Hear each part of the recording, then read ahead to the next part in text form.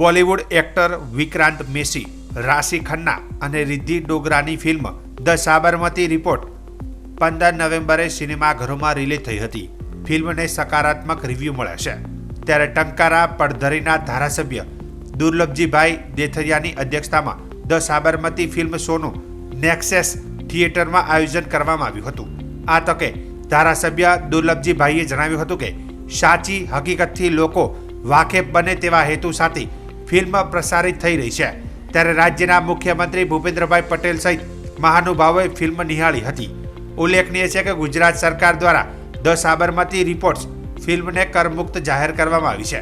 આ ફિલ્મ જોવા માટે મોરબી માળિયા વિધાનસભા 65 મત વિસ્તારના ધારાસભ્ય કાંતિભાઈ અમૃતિયા બાદ ટંકારા પડધરીના ધારાસભ્ય દુર્લભજીભાઈ દેથરિયા દ્વારા ટંકારા પડધરી વિસ્તારના ભાજપ કાર્યકરો, હોદ્દેદારો, નગરજનો નેક્સસ થિયેટર પહોંચ્યા હતા અને ફિલ્મ નિહાળી હતી.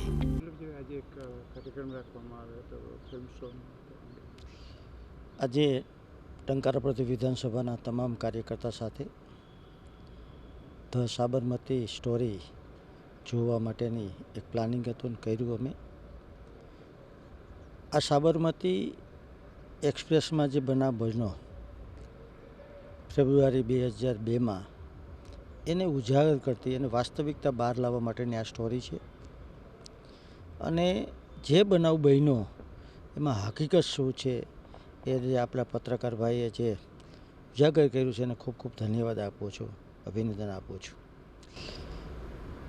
દેશની અંદર જે આખા અલગ પ્રકારે સાબરમતી એક્સપ્રેસના બનાવ વિશે ખૂબ જ ચર્ચાઓ ચાલી અને ભારતીય જનતા પાર્ટીની સરકારને ખાસ કરી ગુજરાતના મુખ્યમંત્રી વર્તમાન તત્કાલીન મુખ્યમંત્રી ભાઈ નરેન્દ્રભાઈ મોદી સાહેબને બદનામ કરવાનો જે કારસો હતો, જે વિદેશી કંપની કામ કરતી હતી એને ઉજાગર કરી અને આજે દેશને એક સાચી દિશા આપી છે કે જે બનાવ બન્યો એ વાસ્તવિક હતો અને હકીકત જે બહાર આવી છે, જેથી ખાસ કરીને તમામ કાર્યકર્તા આગેવાનોને વિનંતી કરું છું અને ખાસ પત્રકારોને વિનંતી કરું છું કે આ સ્ટોરી જોઈ અને આવી ઘટનાઓ ક્યારેય ઘટે નહીં અને ઘટે તો વાસ્તવિકતા બહાર આવે એવી સૌને વિનંતી કરું છું.